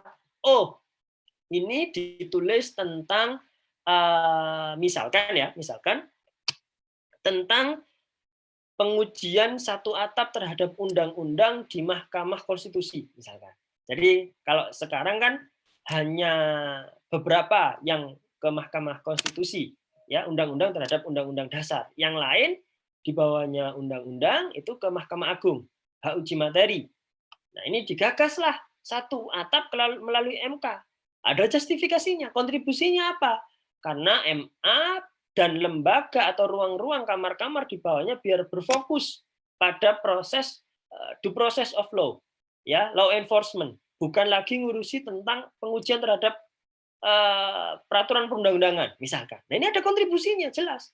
Dengan ditunjukkan ada justifikasi misalkan, wah, sudah banyak sekali kemudian peraturan di bawah undang-undang itu yang diujikan ke Mahkamah Agung, sementara hakim yang di bawah Mahkamah Agung itu cuma sedikit. Hakim Agung juga jumlahnya cuma sedikit, misalkan. Nah, ini ada kontribusi. Jadi ada yang sengaja memang novelty-nya bagus, kebaruannya bagus, tapi tidak ada kontribusi. Ya, dan yang jadi kendala lagi kadang kontribusi itu hanya berlaku pada skop yang kecil. Itulah kenapa Bapak Ibu kalau mungkin dilihat secara cermat hanya ada sampai detik ini 4 ya kalau nggak salah, 4 atau 3 jurnal hukum di Indonesia yang terindeks di Scopus, 4 ya, punyanya asosiasi HAM di Jawa Barat Cianjur kalau nggak salah, Sriwijaya Law Review punya Unsri, kemudian Ahkam punya UIN Syarif Hidayatullah Jakarta, dan juga Samarah punya UIN Araniri. Ahkam dan Samarah itu lebih ke hukum Islam, ya. Yang kedua yang sebelumnya tadi hukum umum. Kenapa kok kemudian sangat susah masuk ke Scopus? Karena kalau dilihat dari sharing dengan pengelola jurnal itu, mayoritas penulis kita itu masih mainannya, kontribusinya itu ya lokal. Bahkan ada yang cuma nulis di kotanya, mohon maaf, ini untuk kontribusi agar penataan tata ruang, tata wilayah kota Batam jadi tidak semrawut. Maka orang lain itu tidak akan tertarik selain kota Batam misalnya. Nah, ayo skopnya itu diluaskan. Di mulai tahun 2021 ini saya sudah mencoba agar artikel yang masuk itu kontribusinya tidak hanya untuk lokal Indonesia, tapi bisa dilihat oleh penulis atau akademisi dari luar. Oh, ternyata ini sekian, gitu ya. Jadi ada beberapa, alhamdulillah ada 3 penulis yang dari luar, walaupun itu ada yang kolaborasi, ada yang penulis sendiri, ada yang dari India, dari Malaysia, dan juga dari Nigeria. Artinya dengan adanya penulis dari luar, kemungkinan kontribusi atau solusi yang ditawarkan itu tidak hanya levelnya lokal atau bahkan Asia Tenggara. Ya, levelnya di sini-sini. Apalagi yang mohon maaf levelnya di daerah, gitu ya. Ini untuk kontribusi menjaga cadangan air tanah di Kota Malang, gitu. Ini sangat sangat tidak disukai oleh kemudian pengindeks semacam Scopus atau Web of Science. Jadi susah. Maka kami berharap semoga artikel-artikel yang masuk itu cara-cara menulisnya, kontribusinya itu juga sudah global. Ya, kalau nggak salah Mas Hari itu masukkan tulisan tentang Indonesia, Hong Kong, dan Singapura, HKI. Nah, ini berarti kemungkinan akan ada orang Singapura atau Hong Kong yang melihat, membaca, oh ternyata perbedaannya di sini nih. Itu boleh, tapi harus ada analisisnya. Ya, itu. Untuk materinya ini cukup, kemudian saya akan coba masuk ke OJS atau tanya jawab dulu, enggak apa-apa. Nanti saya coba bukakan di OJS-nya. Silakan kalau mungkin ada yang ingin bertanya. Saya kembalikan ke moderator dulu. Monggo. Baik, terima kasih Pak Fatih atas transfer knowledge terkait dengan Tembus Cinta ya. Baik Bapak Ibu, jika ingin bertanya silahkan kepada narasumber langsung. Saya kira menarik sekali terkait dengan materi sore hari ini. Ada yang ingin bertanya?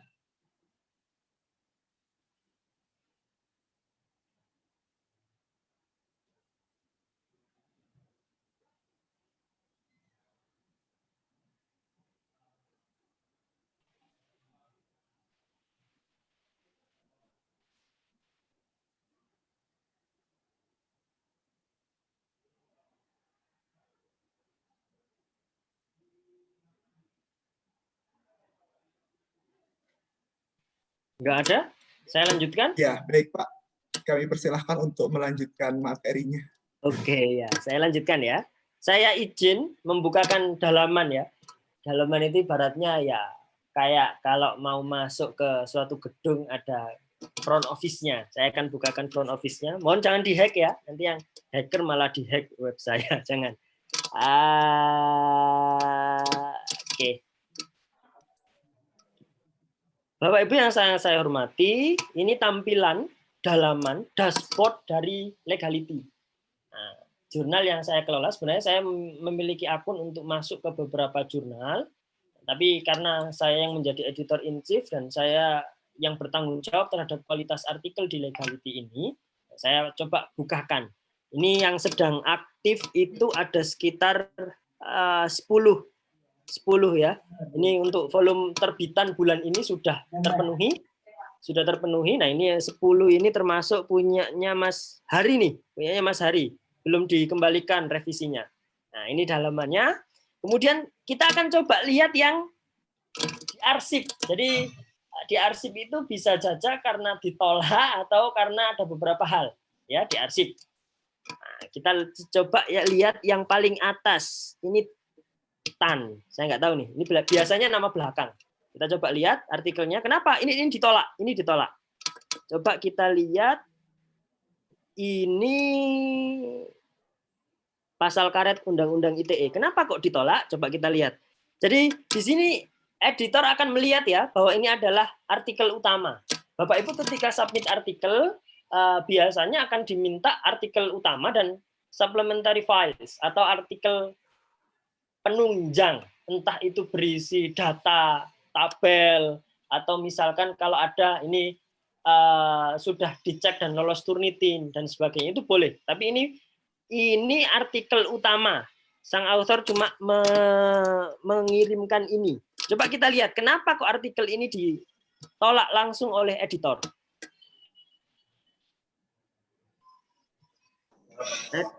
Saya downloadkan dulu sebentar.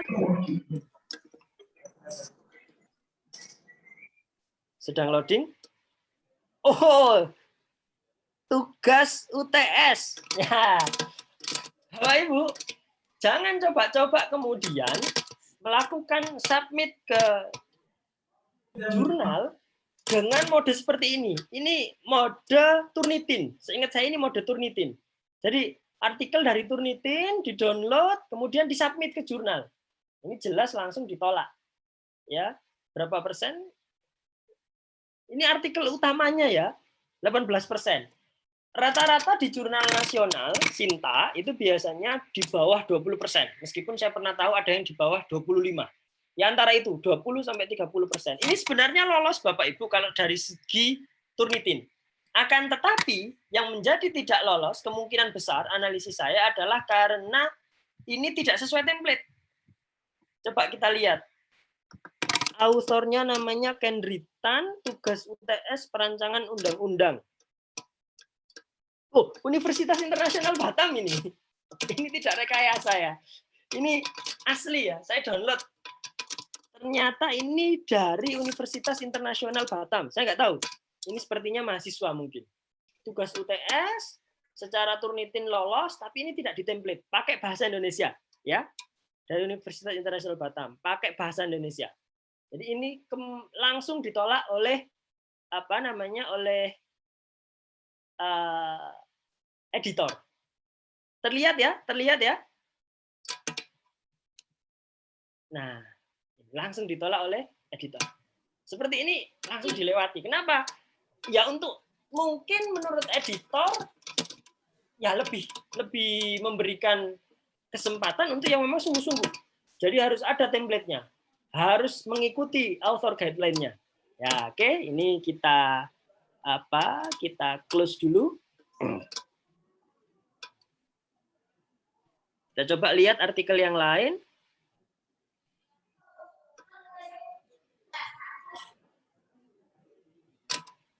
Kita kembalikan lagi. Kita cari lagi yang di sini di arsip. Nah, ini. Mohon maaf, ini dari mana? Mohon maaf, author. Jika authornya ada di sini, saya juga mohon maaf. Ini sekedar untuk contoh. Ya, ini juga sama. Ini artikel utamanya, hanya menambahkan artikel utama. Coba kita lihat, kita download. Nah, biasanya Bapak Ibu artikel yang disubmit itu modenya adalah dokumen, ya, dokumen atau RTF, sistem menerima RTF, tapi lebih aman dokumen atau menggunakan Word yang terbaru, .docx ya, .x itu boleh. Ini kenapa? Ini sudah ditemplate, Bapak Ibu, sudah ditemplate, sudah menggunakan bahasa Inggris. Oh ya, ini ditolak karena referensinya tidak disusun menggunakan Mendeley.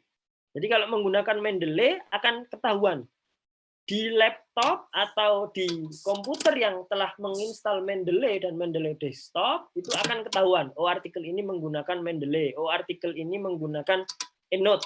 Oh, artikel ini menggunakan Zotero. Ini jelas tidak menggunakan author menuliskan manual. Maka ini ditolak. Padahal kalau terlihat sekilas sudah cukup komprehensif. Nah, bibliografinya, referensinya juga tidak ditulis dengan menggunakan Mendeley. Nah, ini cukup banyak. Jumlah referensi juga pernah, saya pernah dapat cerita teman lakukan submit di Malaysia. Saya cek referensinya itu cuma 10. Itu 2 hari langsung ditolak. 2 hari langsung ditolak. Kenapa Bapak Ibu? Karena mungkin editor akan beranggapan ini tidak komprehensif.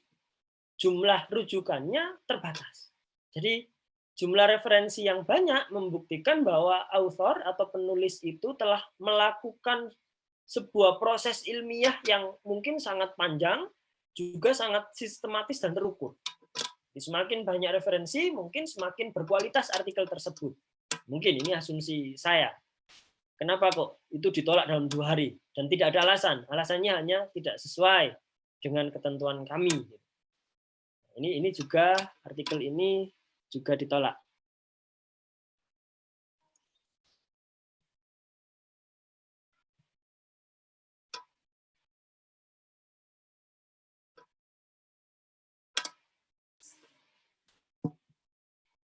Oke, saya coba lihatkan tadi artikelnya.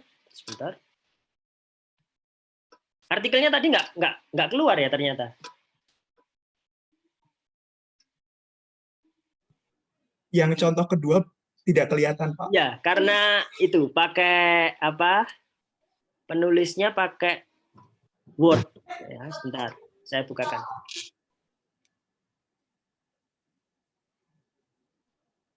Oke. Nanti lo kedua nggak masuk. Ya, ini yang kedua. Ini sudah bagus, sudah ditemplate, tapi ternyata memang referensinya tidak menggunakan Mendeley, dan ini ditolak oleh editor. Jumlah referensinya juga menurut saya pribadi ini sudah cukup oke, ya. Ada cukup banyak, kurang lebih sampai 3 halaman ini ya referensinya, tapi ini tidak disusun dengan menggunakan reference manager. Kenapa kok langsung ditolak?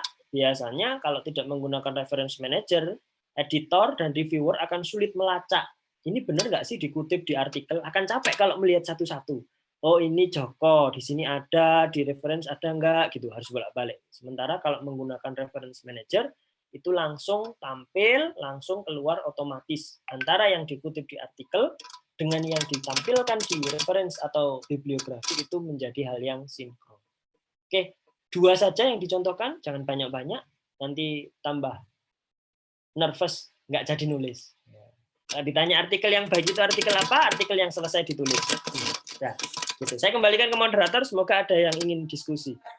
Baik, terima kasih Pak Fatih atas pemaparan dan contoh ya bagaimana artikel-artikel yang ditolak oleh editor atau pengelola. Baik Bapak Ibu yang saya hormati, silahkan untuk bertanya bagaimana terkait dengan penelitian dan penulisan jurnal, dan bisa untuk Sinta, Tembu Sinta, ada yang ingin bertanya? Kami persilahkan. Silahkan Pak Hari, kalau ingin bertanya ini Pak Hari sudah bertanya di fitur chat. Silahkan bertanya langsung kepada Ya. Pak Fatih. Belum masuk, masih di mute ya? Nggak kedengeran Pak Hari. Oh, nggak bisa ya. Baik. Ya sudah dibacakan aja. Oke. Pak Fatih mau bertanya bagaimana mensiasati Turnitin gede atau besar karena sumber referensinya banyak. Nah itu Pak Fatih, silahkan dijawab Pak Fatih. Oke. Nah, ya ini juga bagian dari proses review ya. Salah satu tools yang digunakan oleh para pengelola jurnal untuk mengecek plagiasi yang kemarin viral itu, yang banyak ngomong, oh ini rektor ini terkena plagiasi dan sebagainya. Salah satu alatnya adalah melalui Turnitin. Ini aplikasi untuk mengecek tingkat similaritas atau indeks kesamaan artikel satu dengan artikel yang lain, termasuk self plagiasi. Nah, bagaimana caranya agar kita tidak kena Turnitin itu? Saya sepakat dengan pernyataan Prof. Ali Saukah ya, guru besar Universitas Negeri Malang. Beliau bilang bahwa aplikasi yang digunakan untuk mengecek similaritas itu robot. Maka final decision-nya tetap, putusan akhirnya tetap berada pada manusia.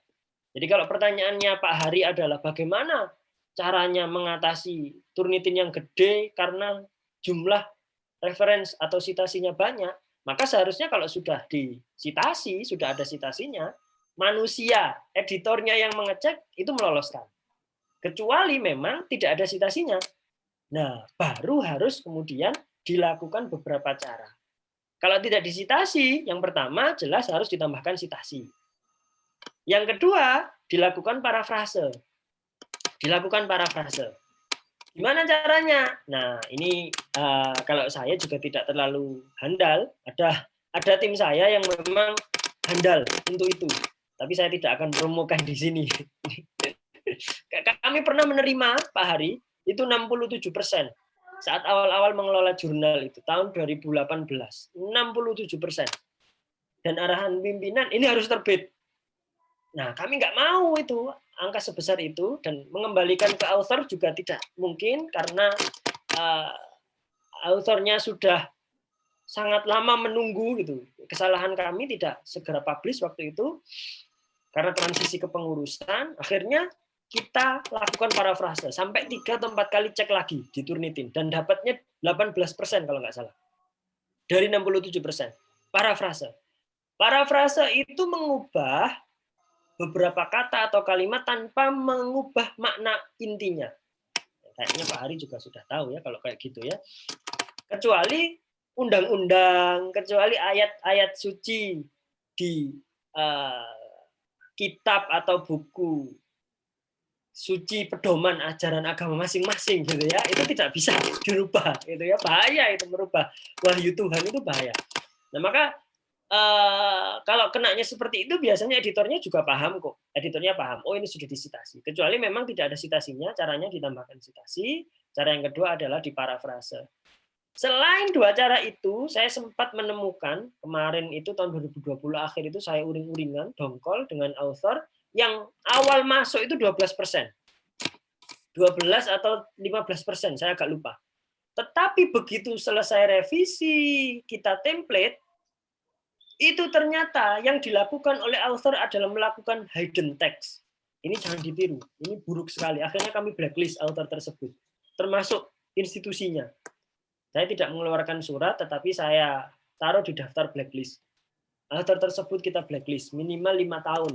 Nah, ini terserah, tergantung pengelola jurnalnya. Jadi kalau nemu author yang bersangkutan lagi, tidak akan kami terima, langsung kami decline. Dilakukan hidden text. Jadi teksnya itu tidak bisa dirubah. Karena biasanya begitu selesai revisi, proofread, itu biasanya kan ada sesi layout atau templating. Jadi di layout disesuaikan, oh ini indeksingnya sekian, oh ini jarak antar spasinya sekian. Itu tidak bisa dirubah. Ternyata dilakukan hidden text. Bahkan sampai kami koordinasi dengan tim IT di universitas. Ini pakai apa? Oh ternyata tim IT menyatakan naskah tersebut pakai hidden text. Setelah hidden text-nya dihapus di beberapa paragraf, parahnya sampai di beberapa paragraf, kami cek ulang ternyata 98% similaritasnya. Ngeri sekali.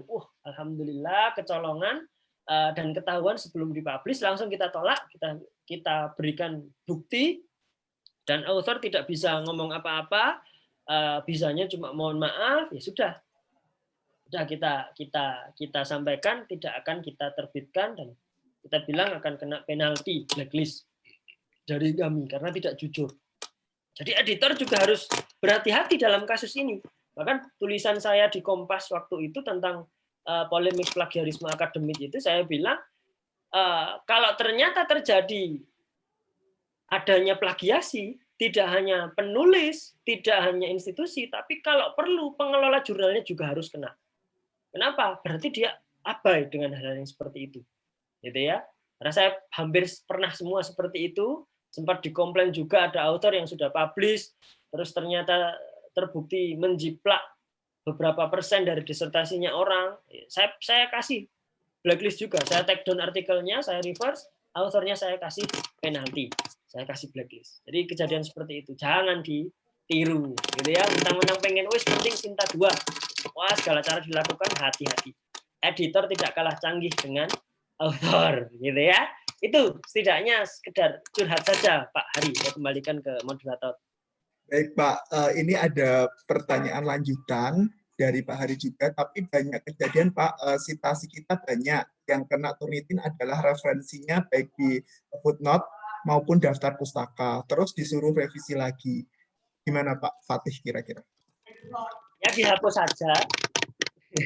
Dihapus saja, referensinya ganti dengan referensi yang lain. Ya, ini kebetulan saya sedang on review dengan salah satu jurnal Scopus Q3, kenanya juga seperti itu.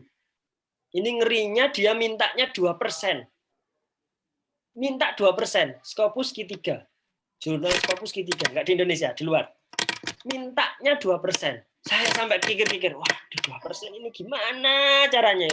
Akhirnya saya hapus semua. Ini rencananya mungkin hari ini atau besok saya kirim. Saya hapus, saya ganti. Referensinya saya ganti. Nanti kalau masih gitu lagi, saya minta korespondensi dengan editornya. Kebetulan kalau di OJS 3, Pak Hari juga mengelola jurnal yang pakai OJS 3, itu kan ada kolom discussion ya. Discussion itu dimanfaatkan untuk berdiskusi.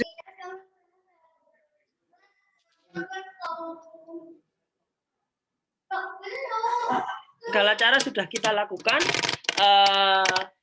maka mohon editor untuk mengabulkan ibaratnya justifikasi kami bahwa ini sudah terkait sumber pokok, referensinya tidak bisa kita ganti. Nah, kalau masih bisa diganti, diganti. Ya, Pak Hari bukan di jurnal saya kan yang kayak gitu kan? Kalau di jurnal saya berarti mungkin editornya sedang tidur. Nanti saya tegurnya itu editornya.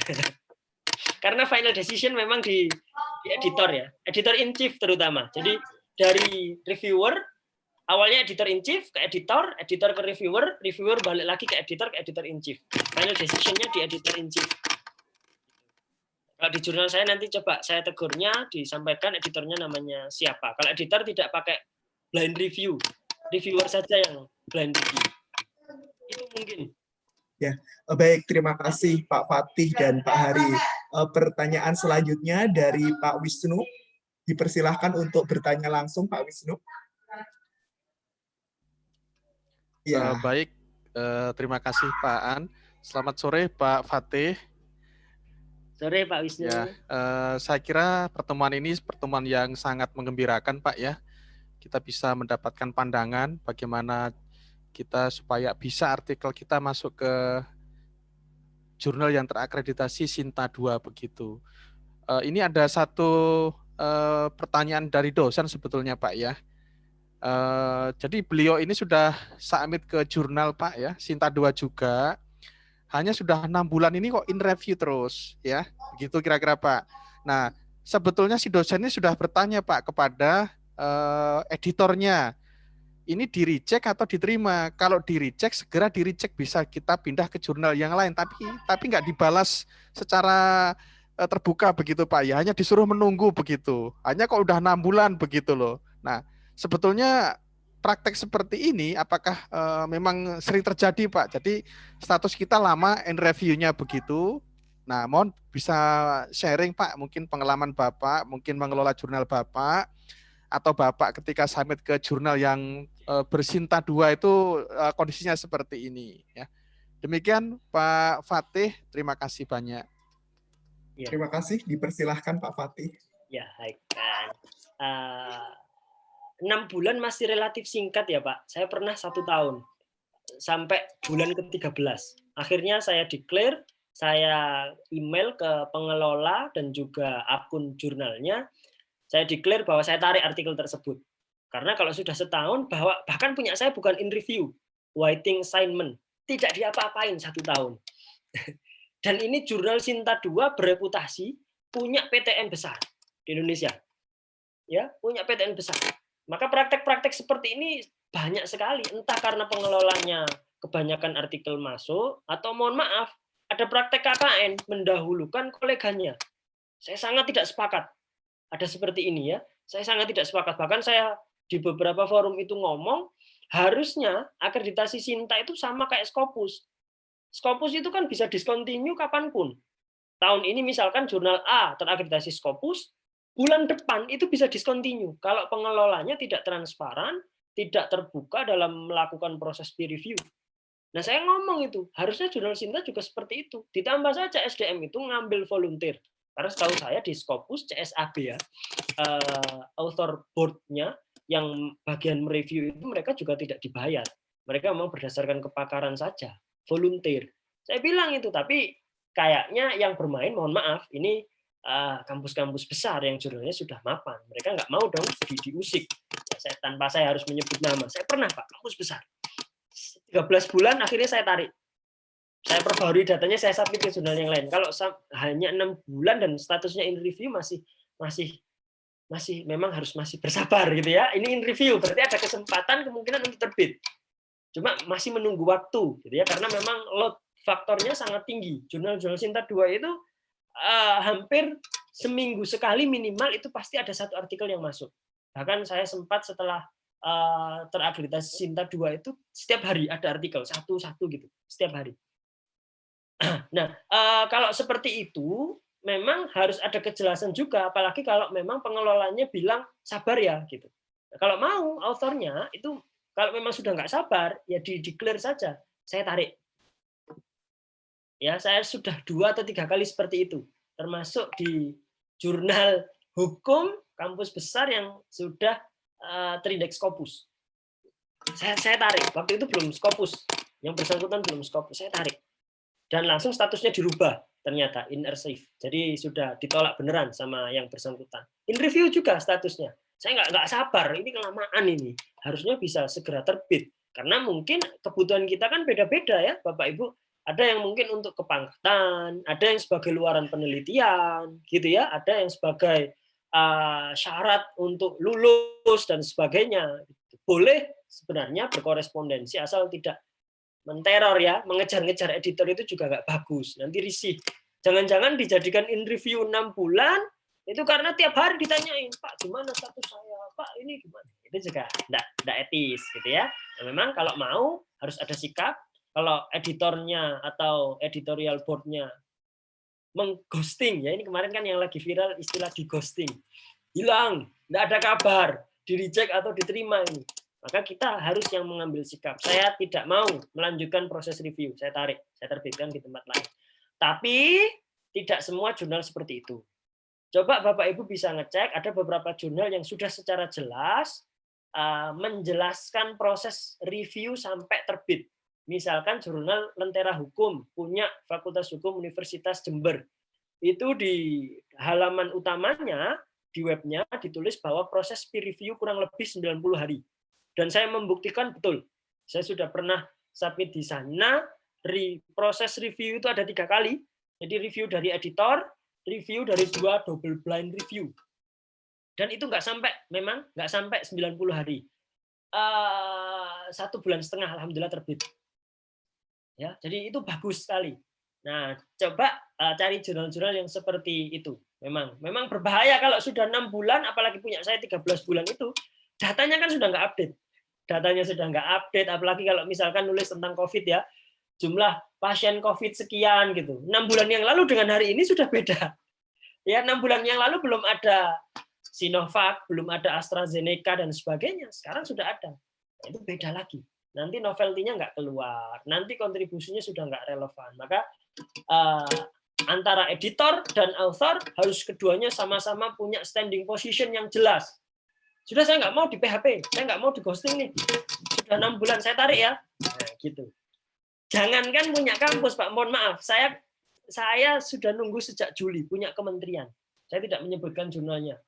Ya sudah saya revisi, sudah 2 kali revisi, tiba-tiba di reject, masuk ke email. Saya komplain, loh kok tiba-tiba di reject? Harusnya terbit bulan ini, Maret. Katanya revisi yang kedua tidak masuk.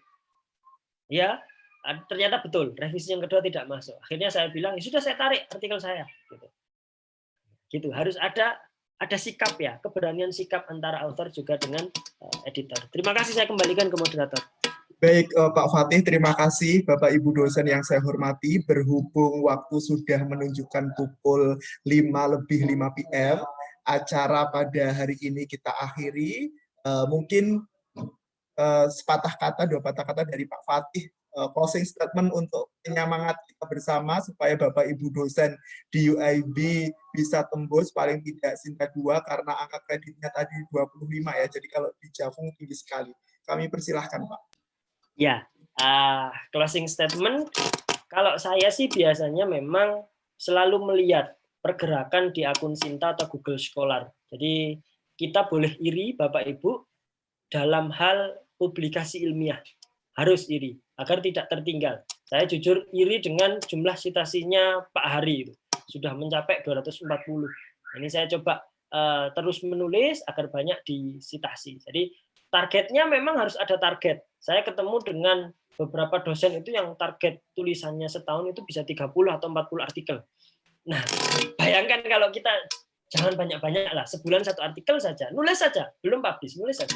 Maka insya Allah dalam setahun setidaknya ada 12 artikel. Jadi tulisan yang baik adalah tulisan yang selesai tidak akan jadi baik kalau tidak publish. Jadi harus di-publish. Terima kasih. Baik, terima kasih. Beri aplaus yang meriah untuk Pak Fatih. Terima kasih. Baik, Bapak Ibu hadirin yang saya hormati, terima kasih dan kami ucapkan terima kasih banyak kepada Pak Fatih. Semoga amal kebaikan dilipat gandakan oleh Tuhan Yang Maha Kuasa dan semoga sehat selalu Pak di Malang dan besok kapan-kapan bisa main ke Batam, ke UIB. Saya kira cukup sekian pertemuan sore kita sore ini. Terima kasih Bapak Ibu, selamat berakhir pekan dan selamat berakhir pekan juga kepada narasumber kita Pak Fatih. Saya kira cukup sekian, mohon maaf kalau ada kesalahan. Wabillahi taufiq wal hidayah. Wassalamualaikum warahmatullahi wabarakatuh. Selamat sore Bapak Ibu. Terima kasih Pak Fatih. Terima kasih Pak Fatih. Oke, sama-sama, mohon maaf. Monggo ke Malang. Iya.